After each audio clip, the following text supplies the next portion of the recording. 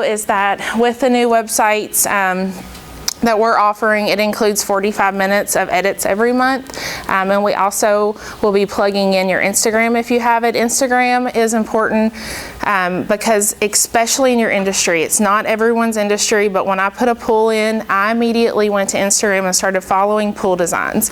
I promise you all, people are following pond designs. They're following all this new stuff, and you all need to be using those hashtags, putting it on Instagram, letting it feed to Facebook, and then having that photo gallery from Instagram on your website. Then you're putting to your website directly from Instagram. Okay, so that's super important too. So just make sure whoever you use that they're super transparent with you. If you have an agency, I have a new blog I just published. I'll give Jeff and let him put it out there. But if you have there's a lot of sketchy agencies out there. There's a lot of basement developers, a lot of hobby enthusiasts. You know, I've heard so many horror stories of people losing their domains and just losing, the person just disappears, like, and they just have no access to anything. And it's really bad because, again, that domain and the longevity of that domain keeps a lot of that SEO with it too as you grow and your business does. So just make sure you're asking these things. Just a side note there, when we was at SLMP, we talked to I remember his company name, it was maybe in Kaysen, whatever. Oh yeah. Yeah, but he had a company for 4 or 5 years, and when he canceled, they owned his Google reviews and his domain.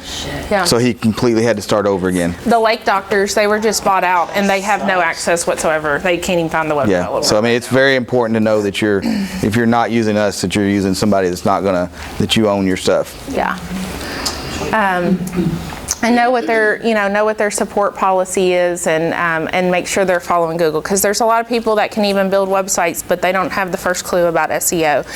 And so that's why we formed as a company at OS is because it starts with your website, guys. I can send traffic to your website all day long, but they're not going to convert if you don't have a website that's convertible. One of the things that I like about Jeff and those guys is you'll get a lot of spam that says you need to pay money to get your website. Yeah. To redo it. You get mail. You get a mail that tells you that. I have clients that come to me. I send it to Jeff and say, what the hell? So now I know I don't have to worry about it. It really makes me feel good because it looks legit. Yeah. And you're giving your domain away when you pay that. It's crazy. So again, the value of the outdoor network, it's teaming up with hundreds of other people that do what you do and linking together that creates this powerful force, plus the content and stuff that they're giving you already versus being out here on your own. And everybody that knows anything about SEO knows backlinking is super important.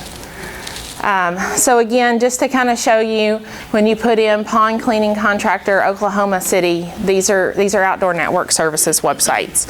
And then they go here and they're going to link to your service pages. And this comes up like this in every city and every state across the United States, guys. So now let's talk a little bit about social media. This is overwhelming, isn't it? There's a lot of bullshit. All right, you don't have to be overwhelmed with this, guys. Like, it is absolutely overwhelming, and to any business owner. So pick a couple of them, make 2 or 3 posts per week. They don't have to be branded. Put your employee out there with a t-shirt, park the truck next to the job, whatever you have to do. Get yourself a yard sign that goes in your pictures, in your pictures, so that it's just easy. Post any part of the job. It doesn't have to be a completed project. Like, the little things that you all do, that in your mind you're doing it because it's just part of your job and what you give your client, other people don't know about. So figure out those things that make you different in the products and the way you do something, and point out those little pieces of the product, of the job, not just the whole job complete. People want to see that, and that's what's going to give you more authority and make you stand out from your competitor as well. They like goats.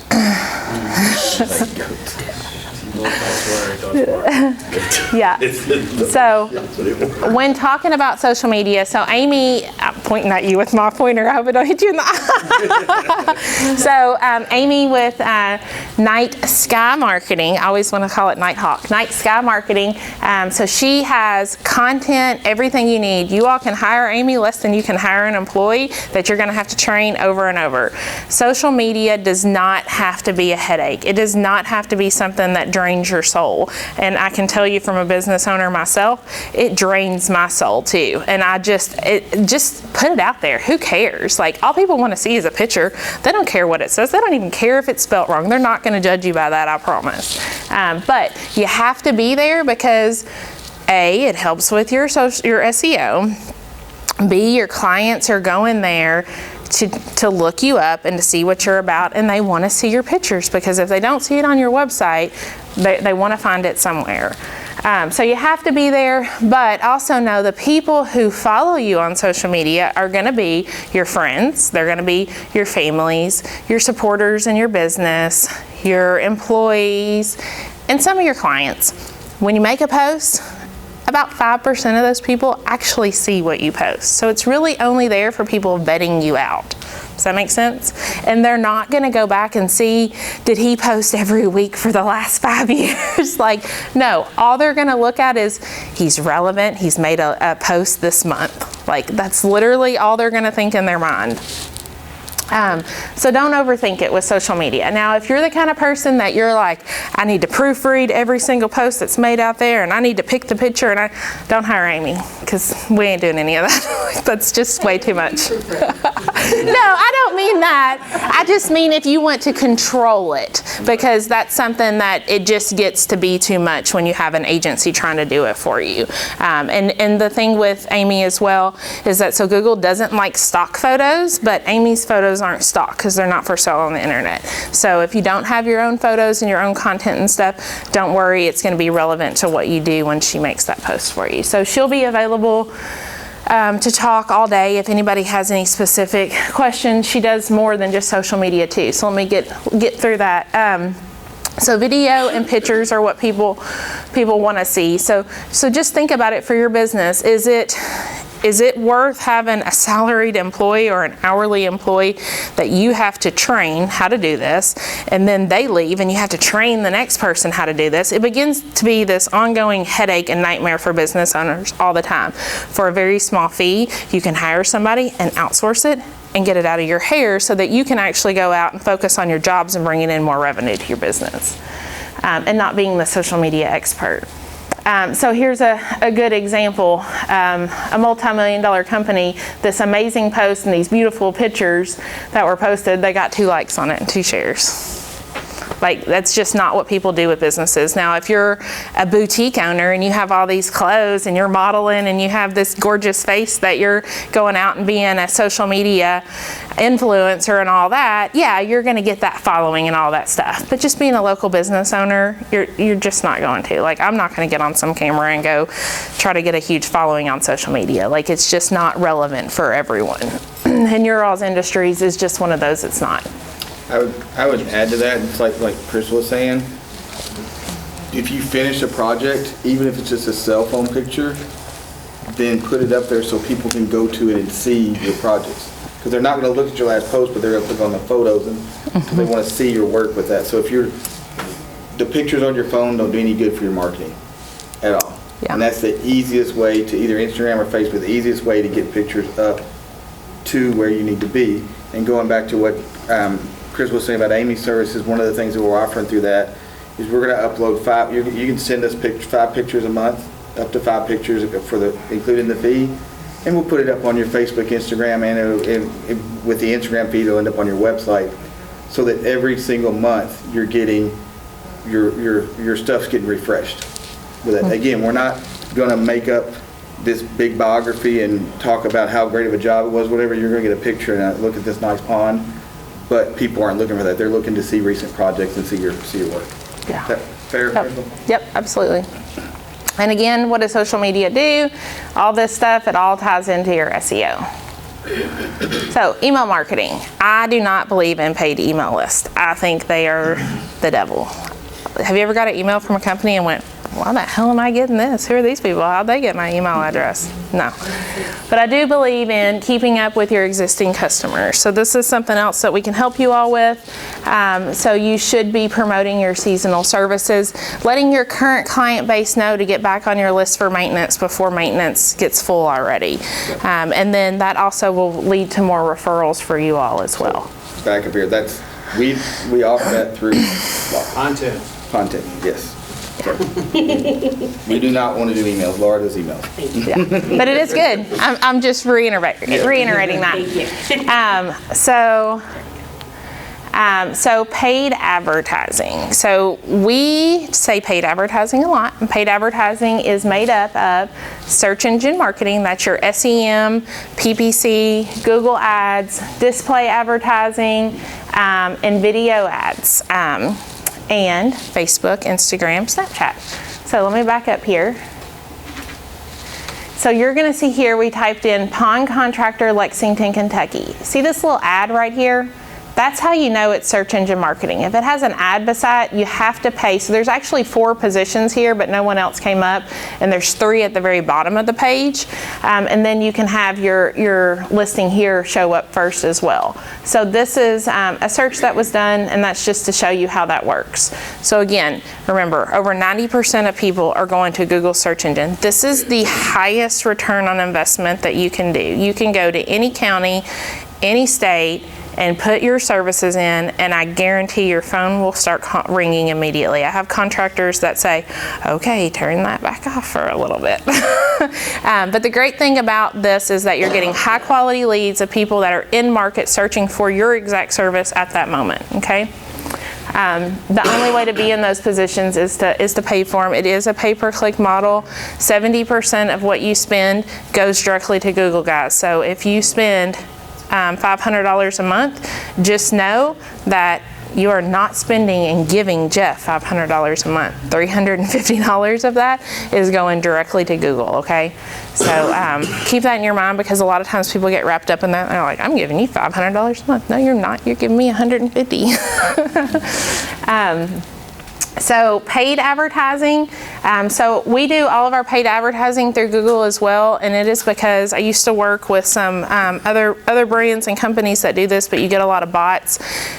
With Google, display ads are so great because they follow you around, and so if a customer has been to your website or they have made that search in the search engine before, you can retarget them. Here's what these look like, and then I'll dive into more about. So see, they can show up on any website. So it can be the Weather Channel, it can be an app on your phone. As long as they're in your service area, in your county that you've selected, they can come up on ESPN, they can come up on your local news stations, they can come up on the Weather Channel, they can come up on Kohl's.com, they can come up on any website that allows Google to place ads on there. But Google vets all of their websites out, so you're not gonna show up in kids' games apps, you're not gonna show up in sexual nudity, wherever they sell dolls at, you're not going to show up anywhere like that. So these are the types of display and video ads, all right? So contextual is what people are reading about. So if people are reading about pond maintenance, you can target them for that. Demographics, where they live at, their age, household income, profession, website retargeting, they've been to your website, you want to bring them back to your website.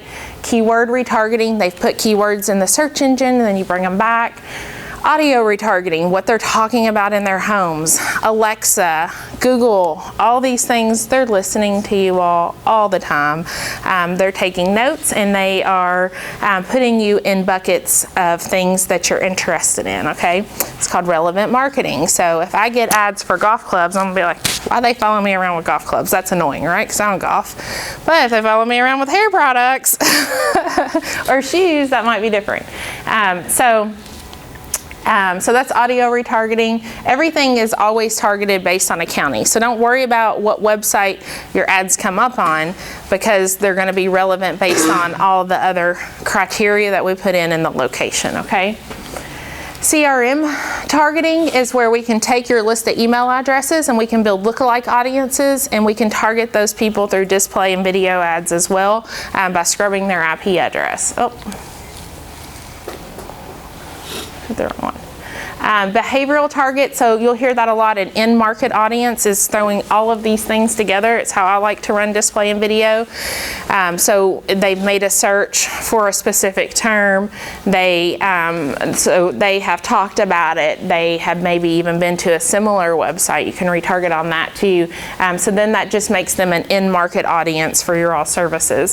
So you can target that way. And then product feeds. So have you ever went and looked at something on the internet and then all of a sudden these like 3 boxes of the product you looked at and then like the next 5 products that are similar? So we can do that too if you have e-commerce. Okay, so now we'll talk about social media targeting.